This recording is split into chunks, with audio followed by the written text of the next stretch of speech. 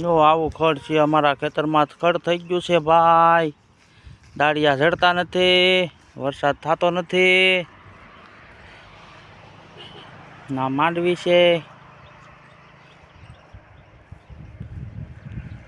ઓ પેઢાનું એક રાપું રહ્યું છે. 3 દીથા નીંદવા આવ્યા છો તો હજી પૂરું થયું નથી.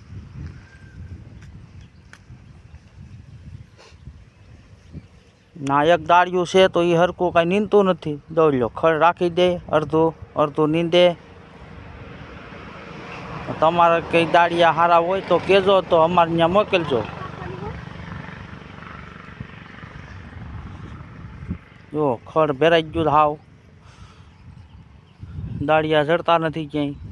શું કરવું ભાઈ?